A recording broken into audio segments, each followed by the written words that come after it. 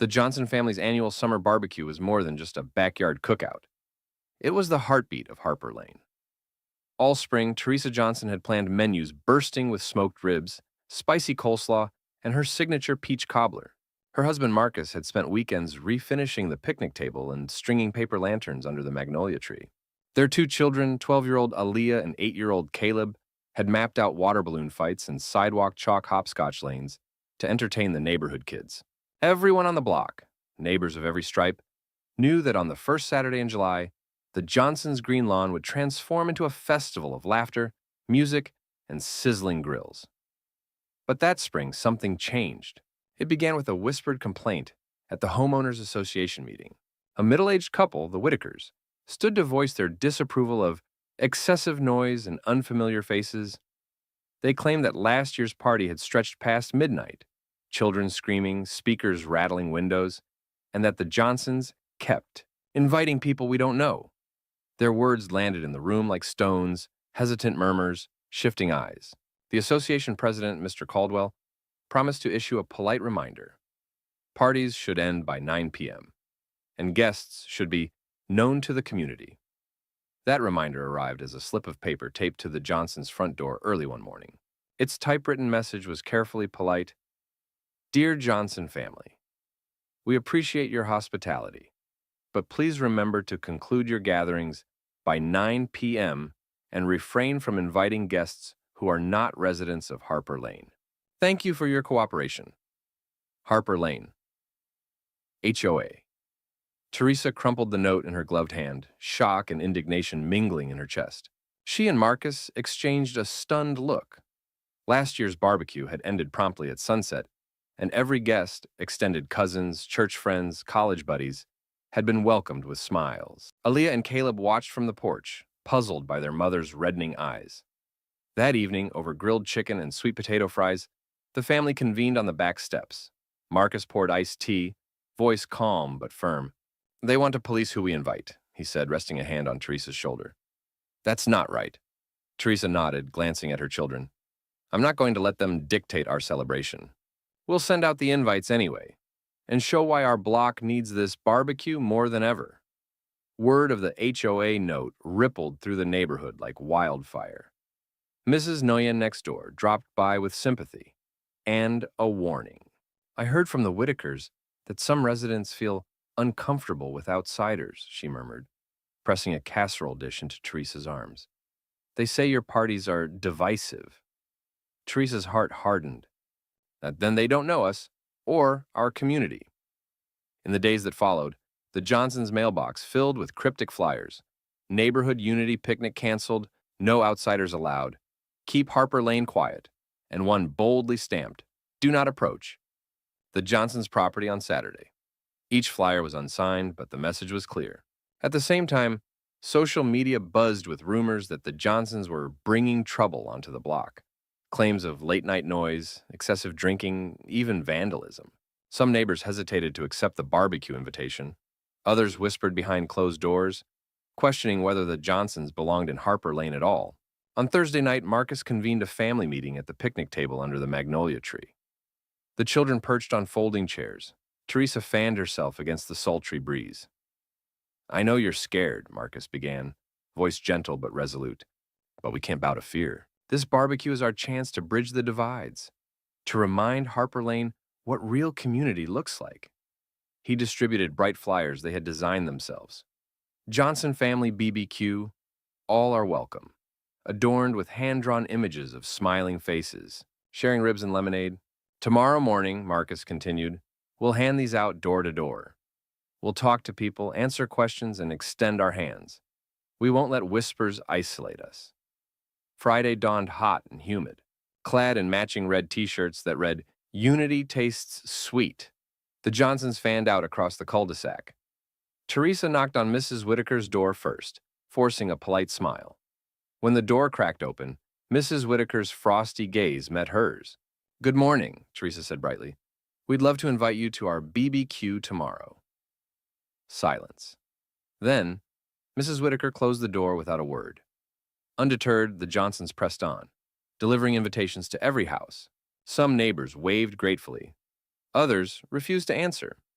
At one home, a teenage boy sneered as he snatched the flyer, muttering, "Whatever." By Friday evening, the Johnsons' backyard was transformed. Long picnic tables gleamed under strings of lanterns. The charcoal pit glowed in its stand, and a portable stereo quietly filled the air with Motown classics. Yet as dusk deepened, the empty sidewalks and darkened windows reminded them that fear had crept into Harper Lane. Teresa stood at the gate, surveying the silent houses. "What if nobody comes?" she whispered, heart fluttering. Marcus tucked an arm around her. "Then we eat good food, dance under the stars, and show everyone what they're missing. We're not canceling. We're inviting them back to the table." As the moon rose, a lone figure approached across the lawn, Mr. Caldwell, the HOA president, carrying a six-pack of lemonade. His usual crisp polo shirt was rumpled, and his expression uncertain. Teresa held her breath as he stepped onto the grass. In that instant, the Johnsons felt the first stirrings of a different wind, one that might carry their heartfelt feast far beyond whispers of division. Before dawn on barbecue day, the Johnsons rose to bird song and the soft hum of cicadas. Marcus fired up the charcoal pit in the backyard, while Teresa kneaded dough for fresh cornbread. Aaliyah and Caleb slipped into the garage to assemble folding chairs and set out stacks of colorful plates, cups, and napkins beneath the magnolia's dappled shade. Every action felt like a small act of defiance against the hush of fear that had settled over Harper Lane. As the first coals glowed ember red, Teresa paused to survey the tidy rows of guest chairs, 60 in all, her heart both buoyant and heavy with uncertainty. By 8 a.m., the Johnson children were at the end of the block, clipboards in hand, each sporting their Unity Tastes sweet t-shirts. Alia knocked on the Whitakers' door again, offering a warm smile and a heaping plate of her mother's peach cobbler. When no answer came, she pivoted to the next house, Mr. and Mrs. Patel, who greeted her with gentle surprise and accepted the invitation enthusiastically. Half the lane watched from curtained windows, but a handful of neighbors ventured onto porches to receive paper flyers and sample cobbler crumbs. Whispers of curiosity began to ripple. Was this party really going forward? Could community spirit truly outweigh suspicion? Back home, Marcus manned the grill, searing racks of ribs and laying down thick sausage links. The savory aroma drifted through the driveways, pulling even the most reticent residents toward the Johnsons' gate. Mrs. Nguyen, long a quiet ally, stepped forward with a vase of freshly cut zinnias from her garden. "I wouldn't miss this for the world," she said softly, arranging blooms on the picnic table. Her husband, Mr. Nguyen, followed carrying a cooler of homemade iced tea. "This lane needs more laughter," he added, clapping Marcus on the shoulder. As mid-morning approached, the Johnsons heard soft footsteps on the gravel. Mr. Caldwell, the HOA president, arrived alone, set down a jug of lemonade, and offered a tentative apology. "I realize now how misguided our warning was," he admitted, voice low. "I didn't understand how much this meant." Teresa accepted his apology, pouring glasses for them both. When he tasted the tea, his eyes lit with surprise. "This is remarkable," he murmured, "and I'm sorry I tried to stop it." A sudden flurry of excitement swept the lawn as a gray station wagon pulled in, Mrs. Whitaker at the wheel, cheeks flushed. She stepped out carrying 2 platters of cucumber mint salad and bruschetta. "I thought I'd been wrong," she said, holding out the dishes. "May I join?"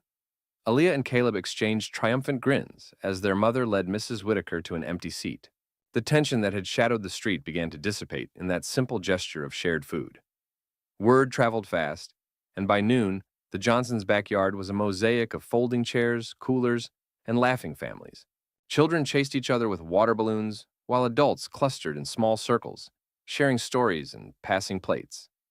Ms. Ramirez, the neighbor who'd once muttered about outsiders, approached with 2 teenage daughters in tow. They dipped ribs in barbecue sauce, closed their eyes in bliss, and declared it the best lunch ever. Emboldened, Ms. Ramirez unveiled her own batch of guacamole. "I wasn't going to come," she confessed. But no one can say no to good food and good company. Even the local beat cop, Officer DeWitt, popped in during his patrol, parking his cruiser at the end of the drive. He exchanged a friendly wave with Marcus and offered a thumbs up for the spread. "Thank you for lifting everyone's spirits," he said, sipping the iced tea. "This is what community should look like." His presence, once associated with conflict, now felt protective, a testament to the party's healing power. By late afternoon, as the sun slanted low, A local news crew arrived to capture the unexpected turn. Once silent houses now lined the fence, cameras panning families united in laughter. The reporter interviewed Teresa beneath the magnolia. "We refuse to be quieted," she said firmly, wiping a tear of relief. "Food reminds us we have more in common than we ever had dividing us."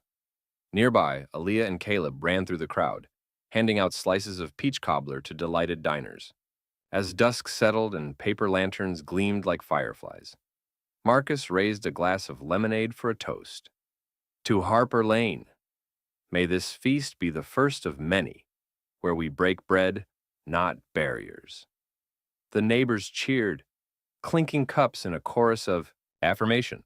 In that warm twilight, the Johnsons' backyard became more than a picnic.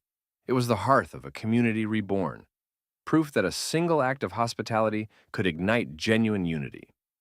The morning after the barbecue, the Johnsons awoke to an unmistakable sense of change in the air. As the sun crept over the rooftops of Harper Lane, Teresa stepped onto the back porch and surveyed a scene she once would have found unimaginable. Neighbors emerging from their homes carrying trash bags, paper plates in hand, eager to help clean up. Mr. Patel and his teenage son swept the lawn with a borrowed broom, while Mrs. Nguyen and her daughter packed empty cups into recycling bins.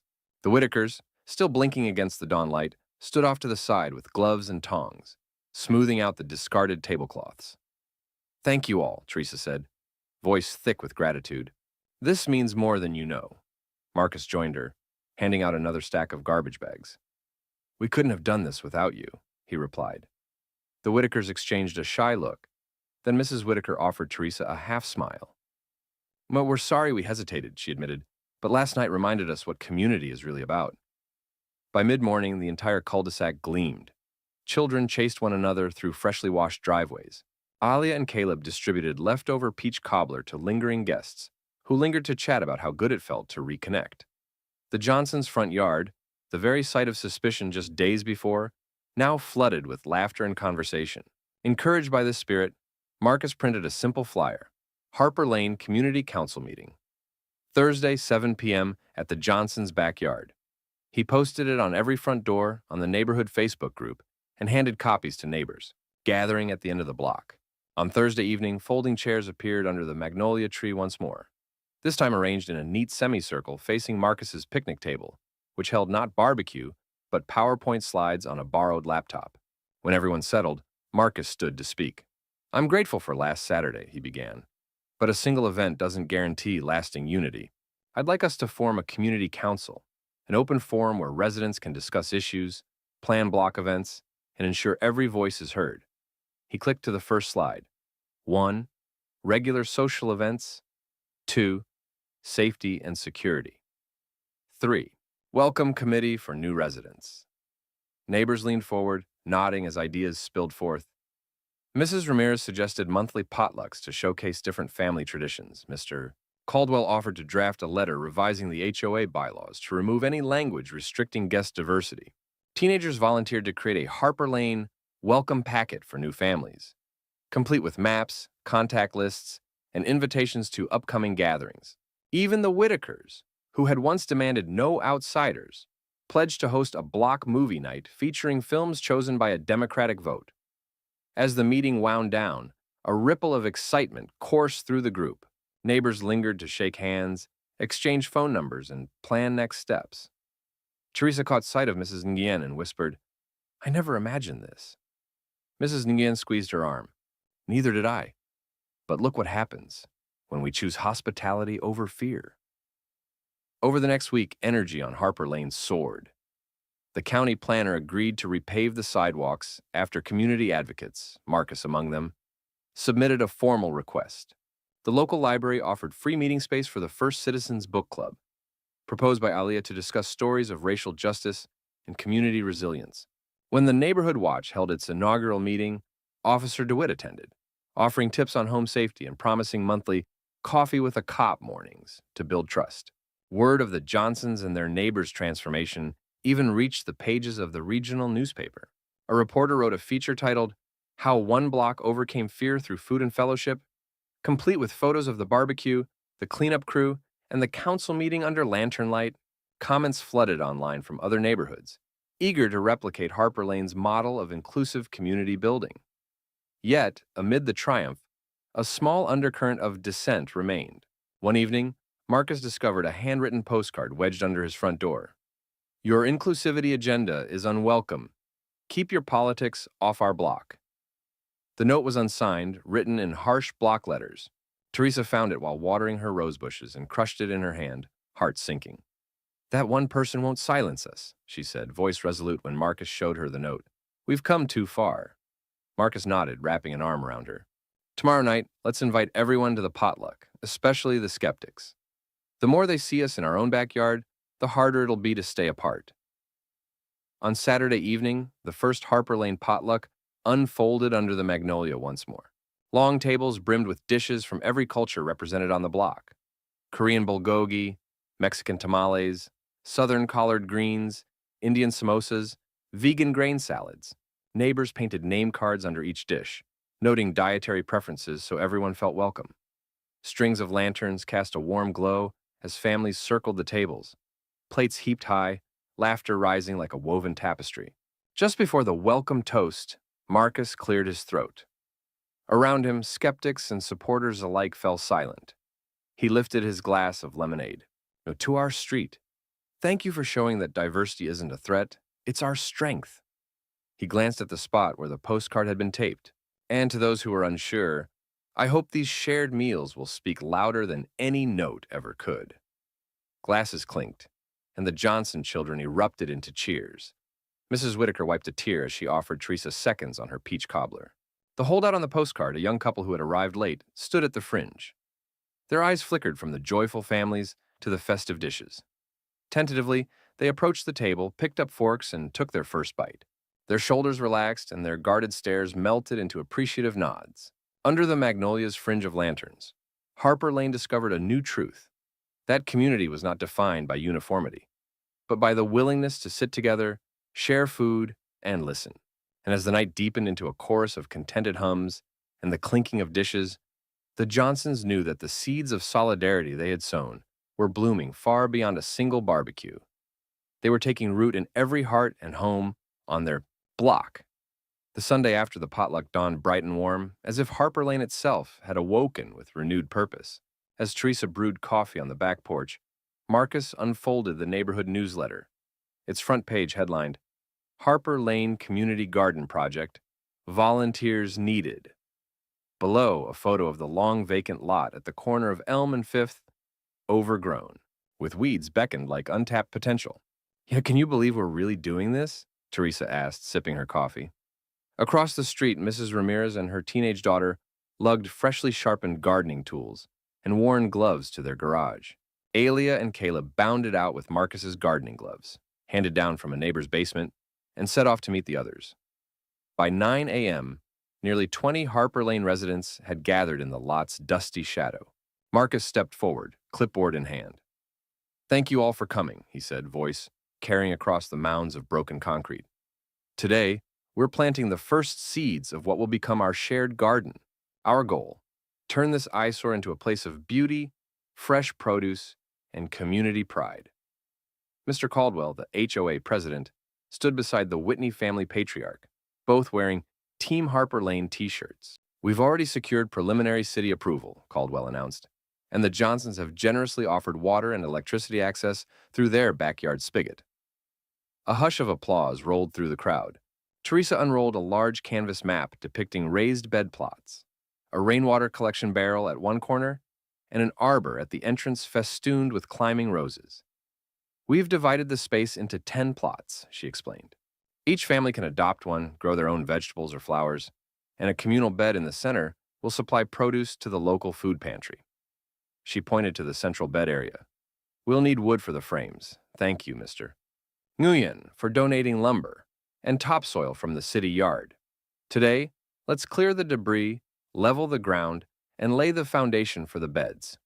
Hammers, shovels, and wheelbarrows clicked into motion. As the morning progressed, the lot transformed.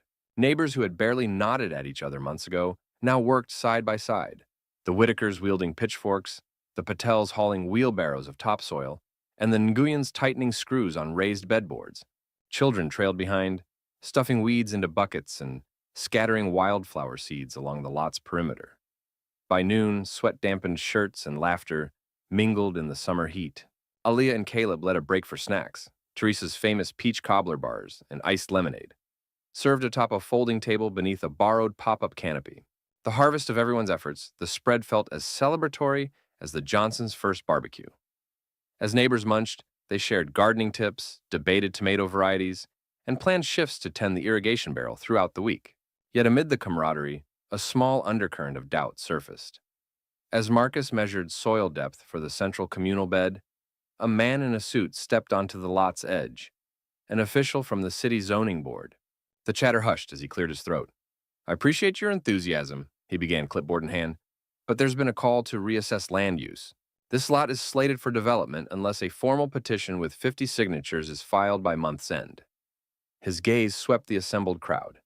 Without that, the garden will be deemed a temporary use and must be dismantled. A moment of stunned silence followed. Teresa set down her cobbler plate, cheeks flushing. 50 signatures? She echoed. "We can do that, but we'll need help from beyond our block." The official nodded, then retreated, leaving neighbors frowning. Marcus squared his shoulders. "Okay, Harper Lane," he called. "Let's get organized. We have 2 weeks to collect 50 signatures from registered residents across the city. We'll go door to door, reach out on social media, and talk to local businesses." He jotted down a sign-up sheet. "Who's in?" Hands shot up. Mrs. Guyan, the Patels, the Whitakers, even the couple who'd left the note earlier, now working side by side with them. Within 10 minutes, a map of the wider community had been sketched on a whiteboard. Priority neighborhoods, business districts, the nearby college campus. Teams formed around Marcus. One led door-to-door canvassing, another managed an online petition, and a third reached out to local nonprofits for endorsements. The following days became a whirlwind of community engagement.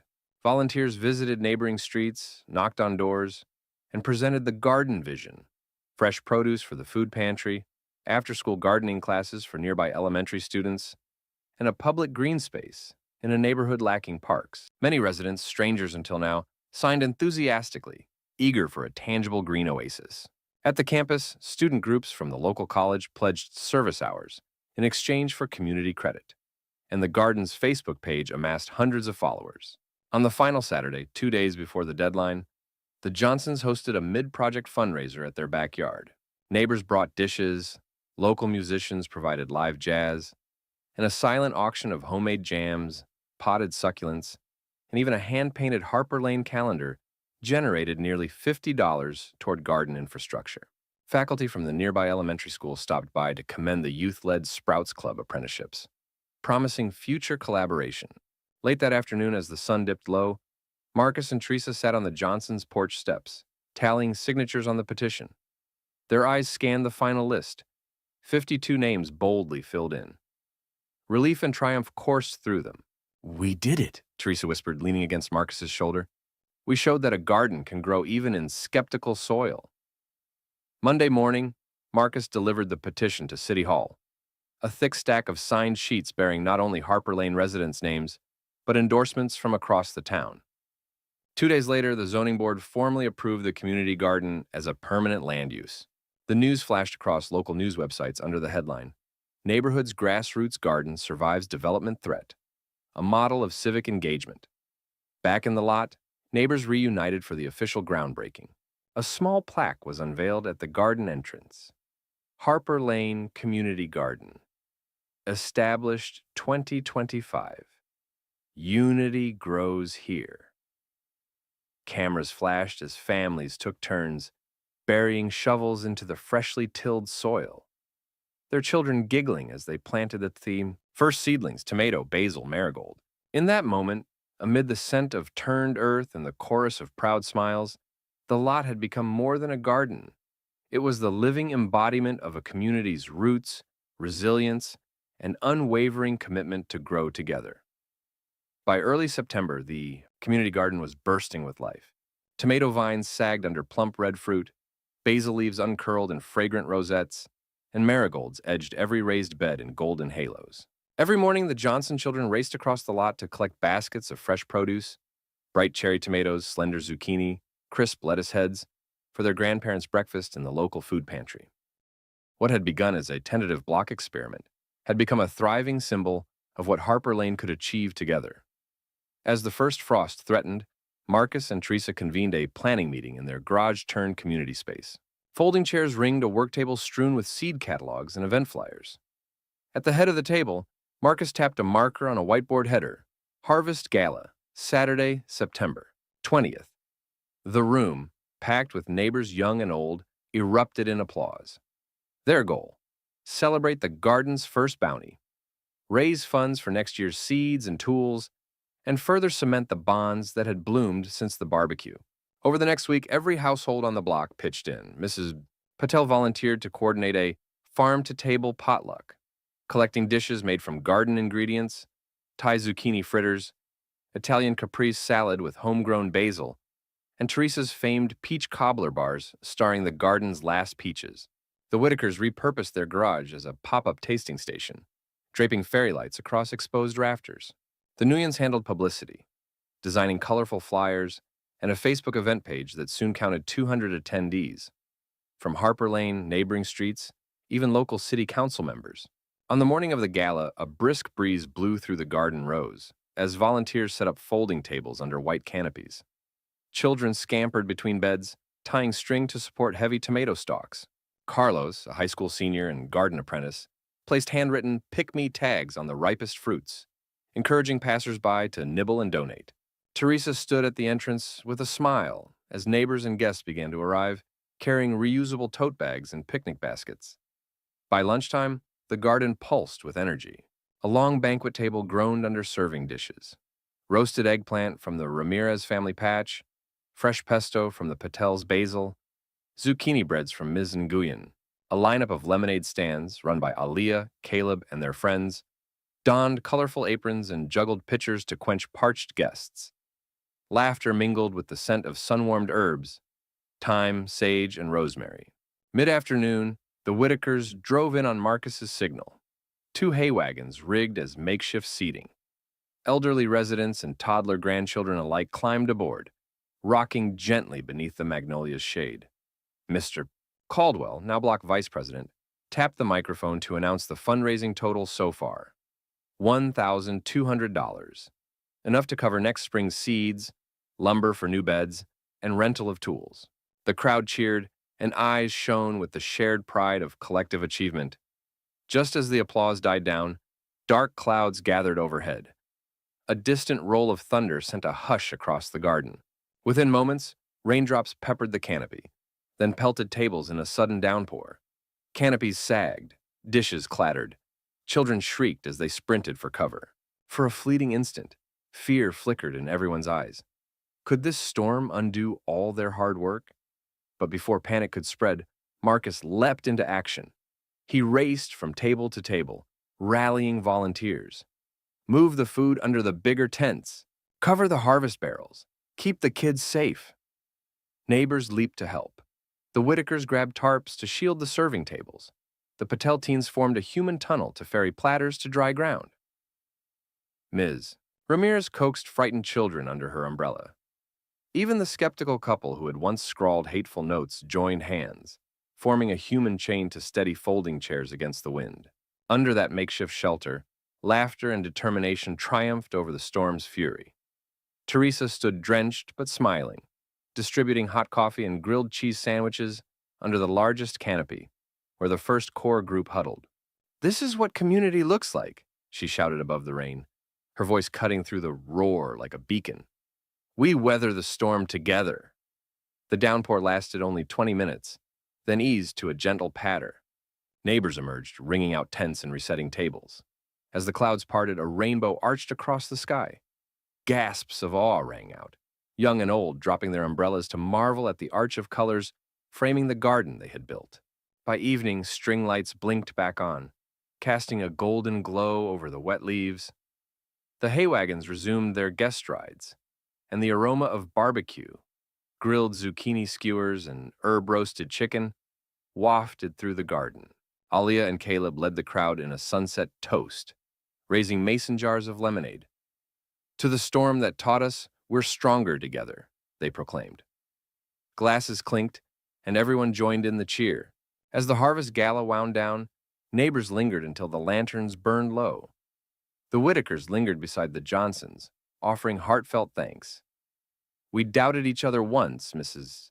Whitaker admitted softly, "but today proved unity isn't a miracle, it's a choice."